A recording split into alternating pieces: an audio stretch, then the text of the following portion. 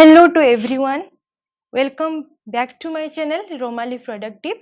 आज आमे देखिबा जे अगस्त टू डिसेंबर मास भितरे थिबा ओडिशा गवर्नमेंट रो रिक्वायरमेंट प्लस किछिटा रिक्वायरमेंट जोडा कि सेंट्रल गवर्नमेंट रो मध्ये अछि सेडा को आमे देखि नबा।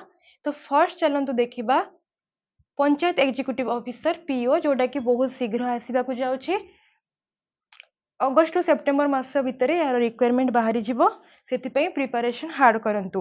सेकेंड देखिबा ओडिशा पुलिस रे 933 टा पोस्ट बाहरी जी जोडा कि सेप्टेम्बर रु अक्टोबर मास भितरे तार बाहरी पड़िबो रिक्वायरमेंट टा।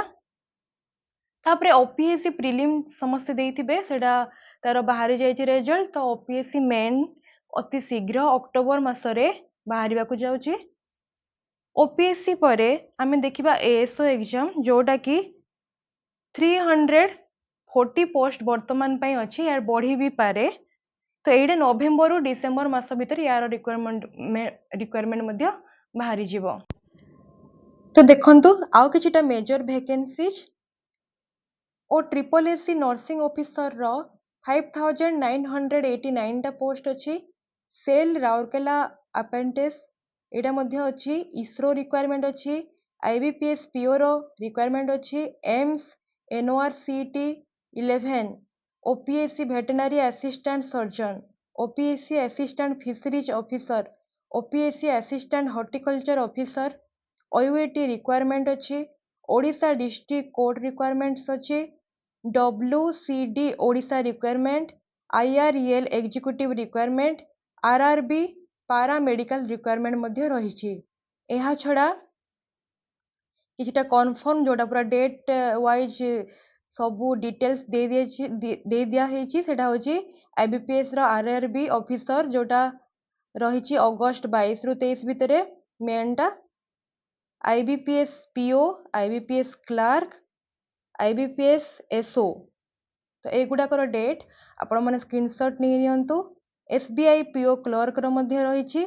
आरबीआई रो मध्य किछिटा रहिछि। इंश्योरेंस एलआईसी रो मध्य रिक्वायरमेंट रहिछि। तो आपण माने देखुतिले जो गुडा को मेजर रिक्वायरमेंट आमे आगो को जाई कि ए सब रिक्वायरमेंट पाउछे सेति पई हमको केवल गोटे जिंस करबार अछि। वर्तमान ठारो हमर प्रिपरेशन को बहुत हार्ड करिवार अछि। जो उपरि भाबरे आमे ताको क्वालिफाई गोटे थर के करि परिबा सेटा आमे चेष्टा करबा उचित। जो माने आगरु प्रिपरेशन करि सारचंदी सेमान को ऑल द बेस्ट आहुरी प्रिपेयर होंतु। आ जो माने स्टार्टिंग करूचंती एबे ठारू से माने बिल्कुल भी भांगी पड़ंतुनी कि कम टाइम अछि सेमती किछि भी नै। कम टाइम भितरे भी आमे जदी भल से हमर रूटीन बनेबा भल से हमर शेड्यूल टे प्रस्तुत करबा को दिन आमे कोन पढिबा को टाइम रे जदी हमर रूटीन टे बनेबा ताले ठीक टाइम रे हमर सब किछि कंप्लीट हे जिवो कोर्स।